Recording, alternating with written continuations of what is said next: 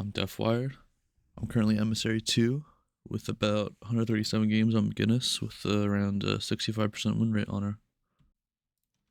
Okay, this is how I play McGinnis.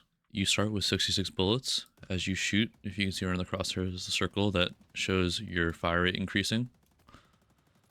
This is a very powerful gun that lets you hold down left click and stare at enemies and do a lot of damage to them. It also makes clearing waves very simple, as you're able to clear them pretty quickly. You are also able to get denies very easily from your large mag size and fire rate. You should try to focus on in laning, confirming your own souls while trying to deny theirs. Now to the abilities. The first one is a turret, which if you see over here is a little unit similar to the troopers that will aim at enemies or neutrals that you shoot in the range of it and deal spirit damage each turn. This is very annoying for teammates, and you should almost always be placing it inside Specter, which is the next ability. The upgrade makes it deal slow, then it gets more fire rate, and once you get to max, it increases its lifetime and deals even more damage each tick. Next is Specter, which is a deployable healing that you can place around yourself. It starts with 25 healing per second, and the first upgrade, it will increase your fire rate as well, on top of the already increased fire rate that you get from your gun, and this also helps your teammates who stand in the same range. So if you see here, what I was saying with the turrets, where you want to place them in there,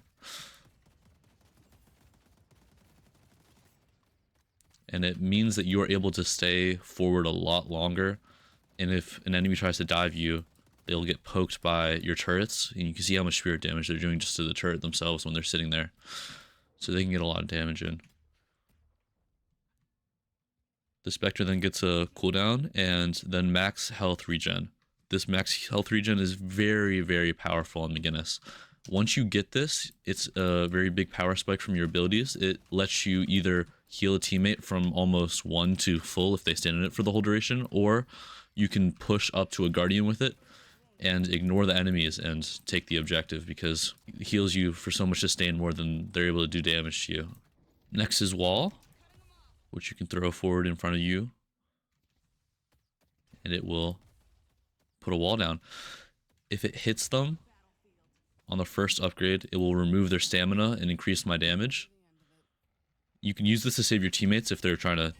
You can save your teammates if they have an enemy diving them. You can try to wall the enemy off from them and let your teammate run away.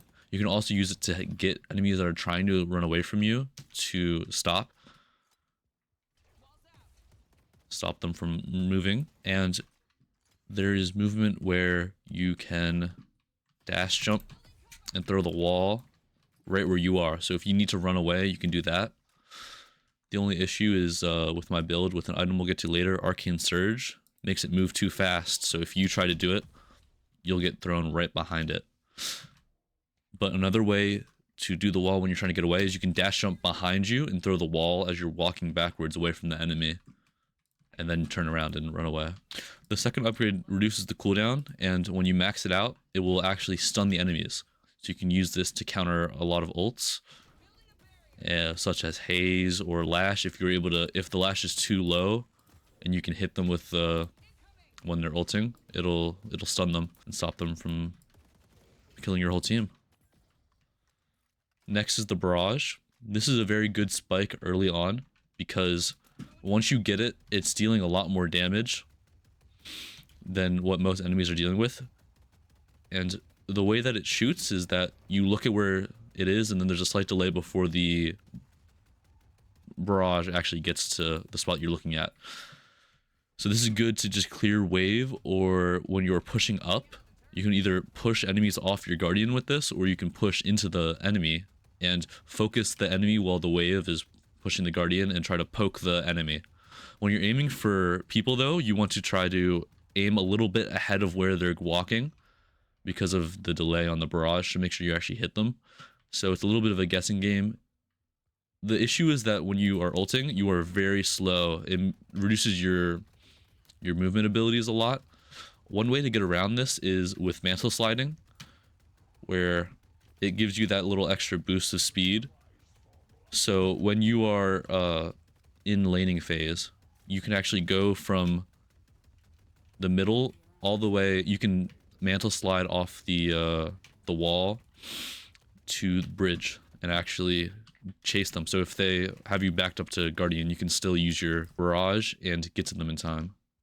Another thing is once you activate it, you're able to jump onto the zip line and use it to run at enemies. If they're trying to back away and you have zip line, the one issue is that you can still be stunned off of the zip line, but as long as you're careful, you can actually use this to just get a lot of movement when you're chasing people and get further ahead than they think that you'll be able to with your Barrage. All right, let's look at my build. So the first item I buy is extended magazine to Titanic magazine. You go from 66 to 126 bullets, which is a very big increase that you're able to use throughout the game. It lets you just shoot for even longer than you were before, and you almost always have your wind up ability going on the gun. Just like, even though this is a testing dummy, I was able to get 1.4k damage from mostly headshots onto an enemy just from standing next to them. And when you are able to put your all your abilities together and wall them off so they can't run away from you, you start to do a lot more damage than they are expecting. Next is extra stamina, because you start with 2 and you're a very slow character. The stamina lets you dash jump around or just use your movement a lot better. I also upgrade this into Arcane Dash, which makes all of your abilities just work better. It increases the duration and range. So when I dash jump, it now is this range compared to this, and it lasts longer as well. It also works for your turret, which makes it have a larger range and last longer. It also, as I said, works on the wall, which stops you from doing that tech earlier, and your ult. So normally you will get Arcane Dash around the time you get your ult, if not a little bit before. So you can immediately save your movement to do a dash jump into your ult and run at them, and it deals even more damage than they're expecting from a normal mcginnis ult, and you can chase them down. Next is Healing Booster. This just increases the regen of your Specter plus more regen. It will also eventually upgrade later into Healing Tempo, which is another good item. Tesla is the next one, which will do the little sparking spites of spirit, which is how this build starts to become hybrid, where you're not only dealing bullet at the same time while you're doing spirit with your turrets, you're also dealing spirit damage on your bullets. This also lets you clear farms because you can deal more damage to the minions now with your AoE from the Tesla. It also helps you get the 4.8k investment into weapon. And then next, we go into rapid recharge, which lets you put down your turrets even faster. You get more charges and they come back faster. I have no cooldowns on right now, but if you see here, every 2 seconds, and if you just, it starts to deal a lot of damage to enemies if they're stuck inside of your turrets. Next, I buy 2 of these green items normally to hit the 4.8k spike. Either spirit shielding, enchanters, or reactive barrier. It's all dependent on what the enemies are playing. I normally look at the team when I'm going to buy these and see what I need most based on who's the most fed. Next is Fleetfoot, which you are almost always shooting. It removes your movement slow from shooting, so you're able to chase enemies a lot more, and it's an active that you can almost always use off cooldown, where the moment that you get it off cooldown, you're able to just continue using it and either get out of engagements or dive into an engagement with your team. Next is Quicksilver, which increases the damage that your turrets do when you place them. It also reloads your magazine, which is now 126 bullets. So every time that you place a turret down with rapid recharge, you're getting your magazine almost back to full while you're chasing them. And if they can't move, then they're stuck and they can't really do much about it. Next is Intensifying. Since you're shooting all the time, this just increases your damage and gives you more gun investment. Next is Mystic Vulnerability. Since you have your turrets and Tesla bullets, you are almost always proccing Mystic Vulnerability on your enemies, which just makes you deal more spirit damage from your Tesla and from your turrets. And this also will upgrade later into a even more powerful item. It also gives you spirit resist, which is a great plus. Next is this healing tempo, which increases your healing effectiveness by a percentage. It also gives you more spirit resist, gives you more regen, and when you place it, you get a fire rate bonus on top of the already fire rate bonus from Specter.